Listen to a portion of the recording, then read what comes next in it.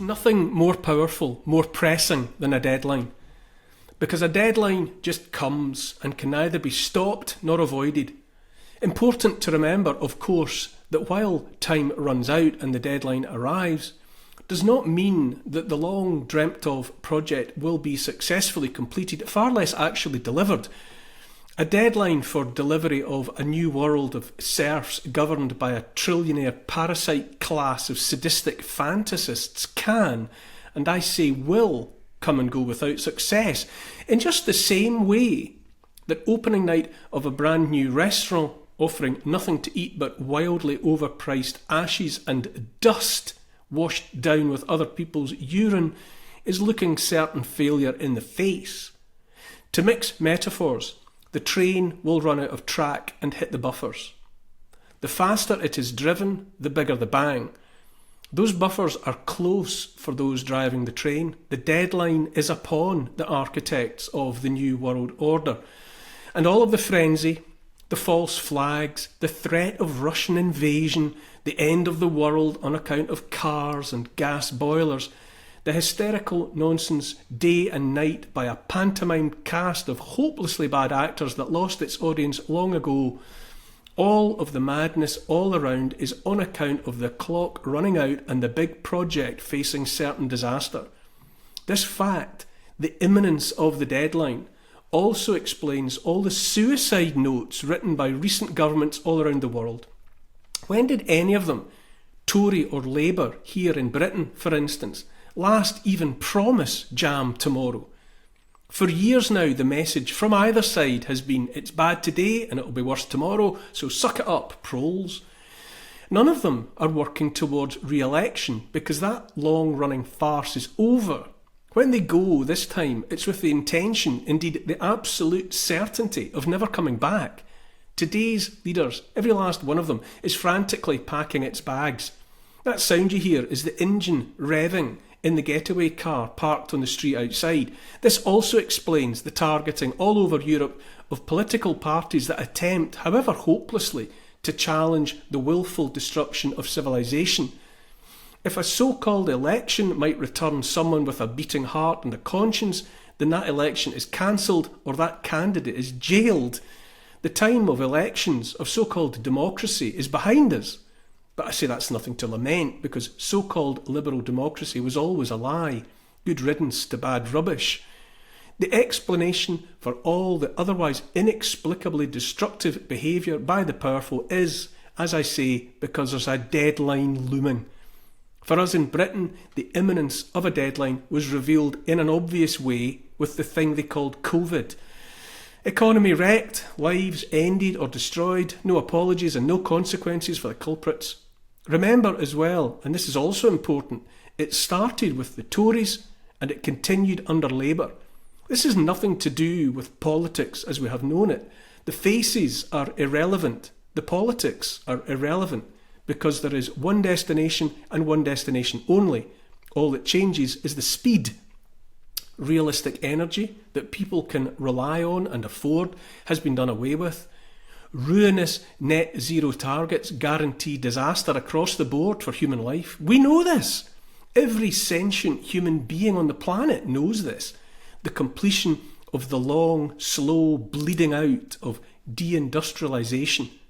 Germany has more people employed making toys than building military hardware, and yet their Chancellor is promising war with Russia.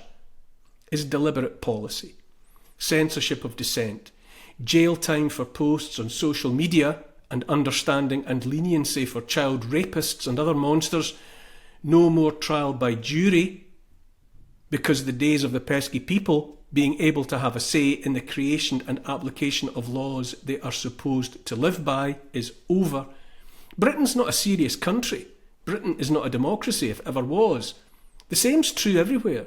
It's all because of that one immovable deadline, the one the psychos have had set for them by people we never see. And it's all about to blow up in their faces, possibly literally. The direction of travel for planet Earth has been set, and all the usual suspects, Tory and Labour, Republican and Democrat, whatever and whoever, they are all working towards the deadline. I do wonder, in all seriousness, just how many suicide notes a governing establishment can write. The COVID regulations were a suicide note for the economy. Net zero and Agenda 2030, that's a suicide note for millions of people around the world who will be left powerless, literally without power, for heating, for cooling, for fertiliser to grow food. In Britain and elsewhere, the legislation against farmers and farming, culminating in the inheritance tax that crucifies family farms, is a suicide note written on behalf of those left with nowhere to go, no more moves to make this side of the grave. British Prime Minister Keir Starmer sat in a committee room recently, and when informed by fellow Labour MPs that old farmers with terminal illnesses were seeking actively to die before a deadline next year because they saw it as their best and only option, his response was essentially that the ends justify the means. Is the Prime Minister aware that some farmers who have terminal diagnosis now are actively planning to expedite their own deaths so they hit before April? Is he aware of that? I've had discussions with a number of individuals who've drawn all manner of things to my attention. Joe Stalin used to say, there's no use being squeamish if the deaths of a few more millions will get you where you want to go. And then, of course, there's the promise of war with Russia. It should go without saying that a government that cannot stop hundreds of thousands of foreign fighting-age men arriving on its south coast in rubber dinghies cannot credibly pretend the ability to turn back the Russians or anybody else. Neither can that government, regardless of how many generals it puts in front of cameras, undo the terminal damage done to any notions of patriotism, far less willingness to serve. You cannot, in all seriousness, call on a citizen army from among generations raised by the establishment to feel nothing but shame and contempt in regard to their nation and national heritage. A generation raised in the shadow of own nothing and be happy, belong nowhere because nations are obstacles to globalist progress, has internalised the thought that it literally has nothing for which to fight. I say there's not going to be a war, unless Britain and Europe starts, obviously, and possibly with a false flag event of the sort Western democracies are so fond of. In the same way that Russia didn't start the war in Ukraine, that war having been provoked and then started, and if you don't know this already, for God's sake, wake up, by NATO, whose scheming saw the overthrow of an elected Ukrainian president disinclined towards Washington and his replacement with one ready to kneel towards the West. Cue years of brutal warfare against ethnic Russians in the east of the country and the final inevitability of Putin's intervention. Newland has recently, incidentally, been the rising star of what they call the National Endowment for Democracy. Talk about the inability to make it up. And remember, it's not just panto season. It most definitely is false flag season too. Look out, as we say, it's behind you. Anyone aping the old ways, like representing political parties promising change, is rearranging deck chairs aboard a Titanic that hit the iceberg miles back. The crucial thing about the suicide notes I mentioned, the ones littering the landscape now, is that the authors have absolutely no intention of dying themselves. Anything but. What we're dealing with is the kind of suicide note left on top of a pile of discarded clothes on a beach. No body will be found because the author has vanished into a new life elsewhere. The pain and devastation will be for those left behind, asking questions without answers.